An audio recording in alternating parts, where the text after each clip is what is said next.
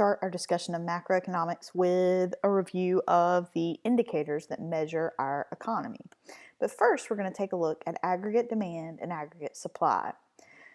If you will, draw an aggregate supply and aggregate demand graph, and notice that while they look a lot like our regular supply and demand graphs, the axes are labeled a little bit differently. Here on the y-axis, you'll see price level, and on the x-axis, you may see real GDP or output down here. So it is price and quantity, they just call it something different when it deals with every single business in the economy. When you move the aggregate demand curve, these are the things that causes GDP to increase. So if aggregate demand increases, the business cycle is going up, GDP is increasing. If aggregate demand decreases, the business cycle is headed down and GDP is decreasing. Aggregate supply is going to move because technology has improved or prices across the board for every industry have gone down. That will cause aggregate supply to shift to the right and make things cheaper and increase production. This might be the computer age coming about where goods became cheaper and we can make more for less cost across most industries. Aggregate supply moves to the left when you have stagflation. And remember, that's a situation where costs increase across the board, and typically oil embargoes are the example that you have for that. Now let's take a look at GDP. You can see on your review sheet, the formula for GDP is Y equals C for consumption, I for investment, GS for government spending, and NX for net exports. That's exports minus imports. For the United States, we import a lot more than we export, so our net exports is typically going to be negative. GDP is the measure of economic growth for our economy. If you will, underline right quick which of those elements of GDP is the biggest, so makes up the most of the spending. Hopefully, you underline C for consumption. Consumption makes up the biggest part of the spending. And net exports is typically negative for the United States, although it would be positive for a country that exports a great deal like China. Now let's talk a little bit about inflation. First, inflation is measured from the Consumer Price Index, which is used to measure changes in prices. So think about going to the grocery store. You fill up your basket, your market basket, with all the goods that you would buy. And if you fill that basket up with the same goods the next year, the price typically will go up. And so the measure in the change of price of that basket of goods from year 1 to year 2 is called the Consumer Price Index. The base year is always the year divided by itself. So the base year is always going to be equal to 100, and your CPI coming off that base year is typically going to be a little bit bigger. Changes in CPI measure inflation, and the equation that you use for that is new minus old divided by old. So the new CPI minus the old CPI divided by the old CPI. And remember, the best inflation numbers come when you look a year behind, or if you were looking monthly, a month behind, or a quarter behind. Because the further out you look, the less those numbers mean. Of course, we've had inflation since 1950, but that doesn't tell us much about what year to year is happening and what needs to happen to wages and prices to keep up. 3 types of unemployment. First is cyclical. This is based on the business cycle. This would be a situation where you walk into your job and they say, hey, we really appreciate you as a worker. We just don't have enough business to keep you on. So you might be laid off. However, when things pick up again, you might be hired back. Construction workers, nurses sometimes run into this situation.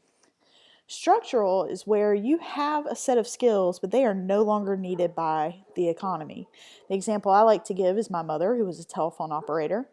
She was replaced by a robot. She had to find new skills, and she became a receptionist, and now uses those skills at a new job. So she needed retraining. So whenever I see structural, I think skills.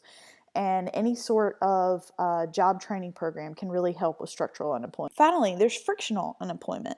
Frictional unemployment is if you are perhaps a new worker, so when you graduate high school or graduate college and enter the workforce, or perhaps you're looking for a new job because you've moved. So frictional implies that you've made some choice, you've got some skills, you just haven't found the right match yet. So it's sort of like dating. You're out there on the market, when you find the right match, you'll connect and you'll have a job. So frictional is something that we don't really worry about too much. Because in a market economy, we expect that we'll fill that in. Cyclical unemployment is the type of unemployment we try to control with monetary and fiscal policy. Structural would be something you could control with job training programs. The formula for unemployment is the number of people who are looking for a job divided by the labor force. And the labor force means anyone who's interested in working. So people who are looking or working would count as part of the labor force. So you would add that together. Our next question is, what are the 4 phases of the business cycle? And then what are GDP, inflation, and unemployment doing during each of these phases? So here is a graph of the business cycle, and you can see that at the top you have peak, and then you move into contraction. At the bottom you would have a trough, and then you move into expansion. Contraction, on a lot of the graphs you look up on the business cycle, they actually use the word recession, but we know that it takes 2 quarters of contraction to have recession. So you could have contraction without going fully into a recession. When this is headed down, this says economy, and the number one number we use to define our economy is GDP. So when this is headed down, our GDP is decreasing.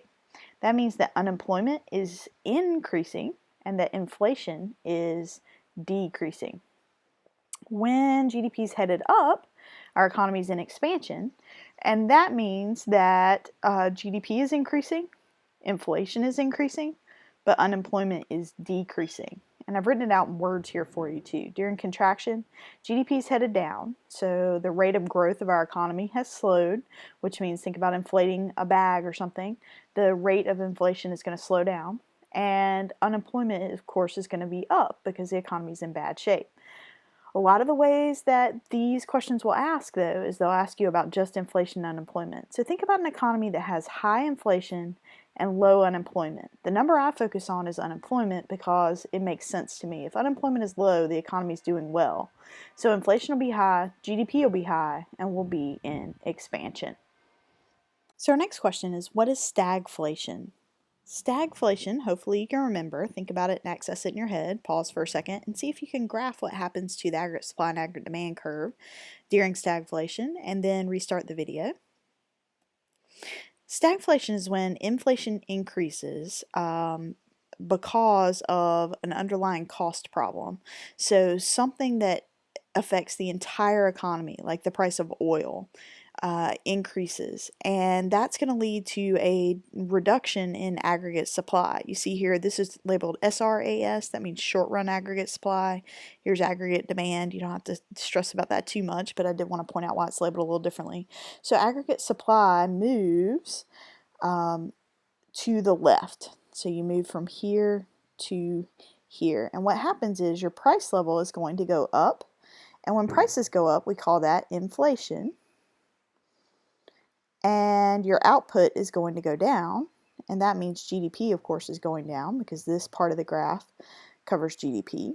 And if GDP is going down, unemployment is going up. So this is a situation where the economy is in pretty bad shape. And typically when we look at monetary and fiscal policy, we know that we can improve the economy by increasing employment. So if we do that, we would want to increase aggregate demand, but that would increase inflation, which is a bad thing. If we wanted to decrease inflation, we would have to decrease output even further, which would decrease GDP and increase unemployment. So this is a situation where it's very, very hard for policymakers to know what to do, and that's why it's considered very important. We know what to do when demand moves right or left, and when supply moves to the right, that's a good thing because we're making more stuff at cheaper prices. But when aggregate supply moves to the left and we have stagflation, it's a little bit unclear what the president, what Congress, what the Federal Reserve should do. And the key word that I really think about when I think of stagflation is the word oil. We had an oil embargo against our country from the Middle East OPEC countries, and that's what led to such increased prices of oil, and that led to increased prices of all sorts of things that relied on shipping, gas to run factories, all those different things. So energy prices can cause stagflation if they increase. Difference between debt and deficit.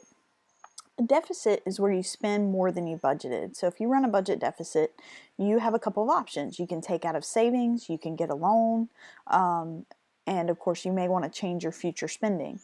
Debt is when you get a loan for something that you can't afford. If you run a deficit, then you of course will have to add to your debt eventually. Maybe not the first month or the first year, but eventually when you run out of savings, continually running a deficit means that you're going to add to your debt.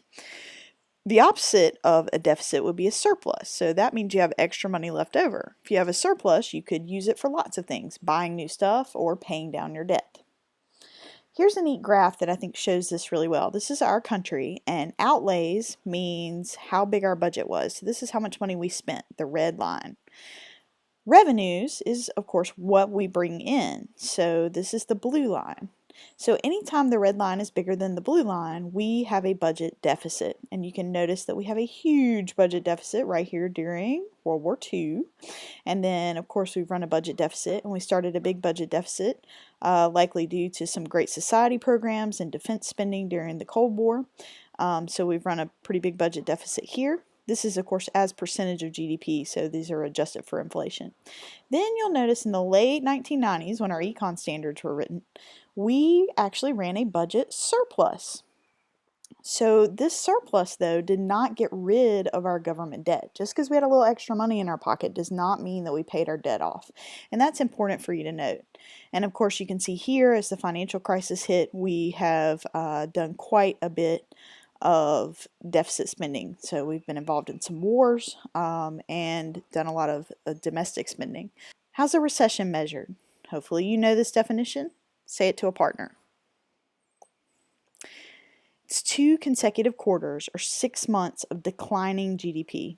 So 2 quarters or 6 months of GDP going down means that we are in a recession. So you might have one little blip where GDP goes down, but that is not the technical definition of a recession.